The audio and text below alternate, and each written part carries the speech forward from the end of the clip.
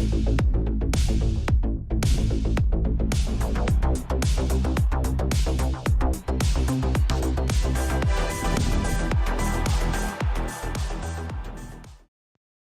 a todos, bienvenidos a este nuevo video. En este video les voy a hablar de una historia bastante interesante y es sobre la identidad colombiana. ¿De dónde salieron las cédulas de ciudadanía, las tarjetas de identidad para los menores de 18 años, el registro civil y el pasaporte? Bueno, eso lo veremos en este video. Así que antes de empezar, te recomiendo que te suscribas al canal, activa la campanita, dale like y puedes comentar cualquier cosa. Ya sabes que vamos a publicar la segunda parte de los datos curiosos sobre los presidentes de Colombia. Entonces los estamos preparando. Así que si quieren ver la segunda parte de los datos presidenciales, revienten ese botón de me gusta y también véanse este video para hacer la segunda parte. Así que pues sin más preámbulo, podemos arrancar. Empezaremos por la cédula de ciudadanía.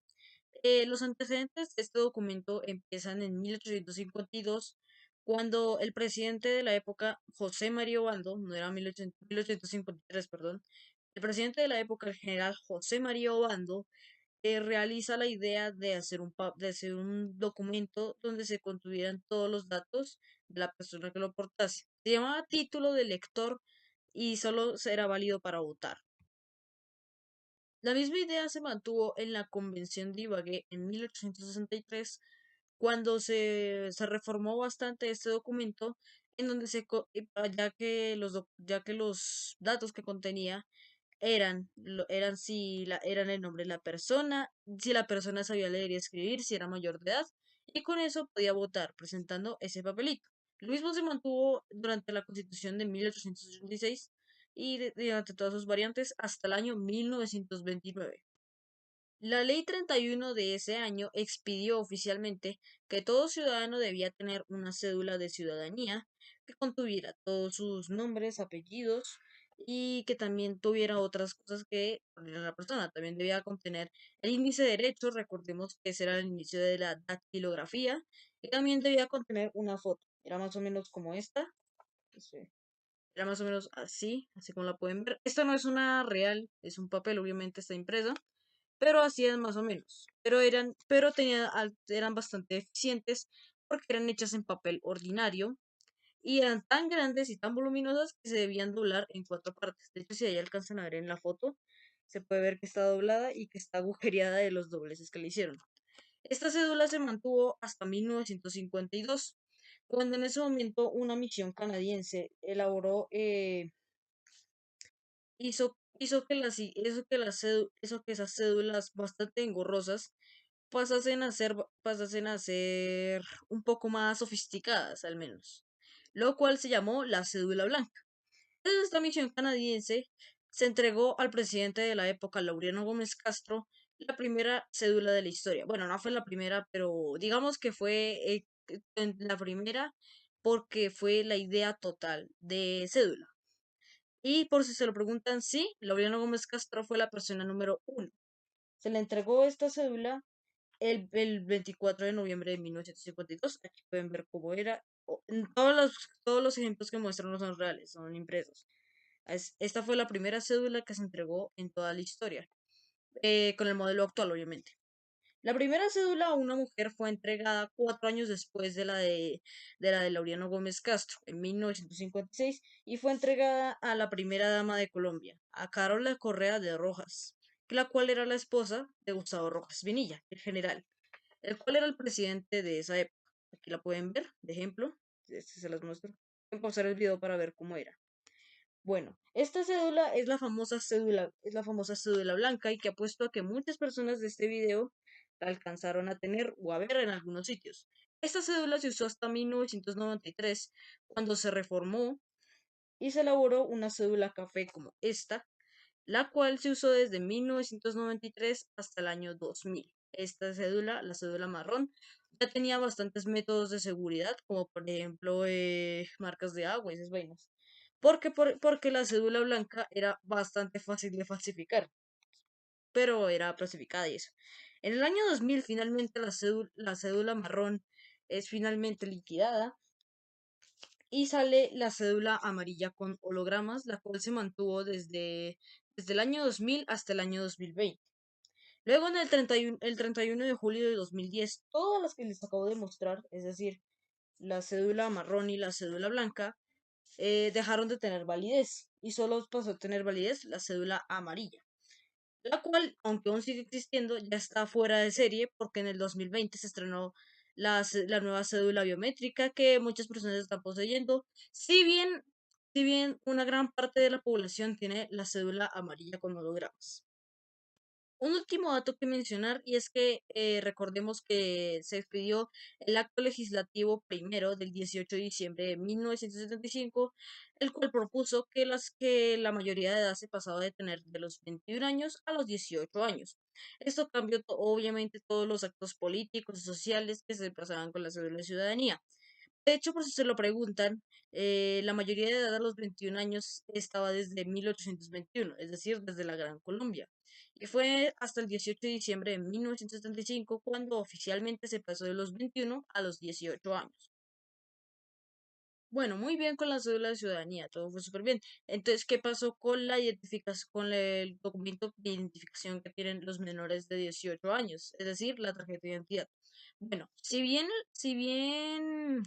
el documento de identidad se organizó desde 1929, la tarjeta de identidad no se empezó a idear hasta 1972 cuando los menores de 21 años que hacían, por ejemplo, transacciones para abrir cuentas, necesitaban la tarjeta de identidad postal, la cual se abría en las oficinas de la Administración Postal Colombiana, es decir, Postal, y era una especie de libreta que tenía dos paginitas, era de color rosado, se abría por dos lados y estaba en español y en francés. Ahí se contenían los documentos del menor, hasta que en 1972 oficialmente se organizó lo de la tarjeta de identidad. Esta nació con el decreto 1260 de 1970, la cual oficializó que todos los mayores de 7 años y menores de 21 años, en esa época recordemos que no era de 18 años, debían tener un documento que los identificara a la hora de hacer algunos eventos. La primera cédula fue entregada en enero de 1972 a la niña Teresita de Jesús Pava en Pamplona, Santander. De ahí se empezaron a modificar hasta que se creó la tarjeta de identidad amarilla, la cual es bastante parecida a la cédula de ciudadanía. También en un momento existió la cédula rosada, es decir, la tarjeta de identidad rosada, pero esa finalmente se fusionó con la cédula amarilla y hoy actualmente solo existe la amarilla, la cual se hace bastante identificatoria como la cédula de ciudadanía. En 1973, el número con el que era identificado a los menores de edad era el NIP, el número de identificación personal. Luego ese se cambió por el NIP, número único de identificación personal alfanumérico. En 2013 se cambiaría simplemente por número único de identificación personal, el cual se mantiene hoy en día como el NUIP, el cual empieza desde un millón cero veintiocho, por ejemplo.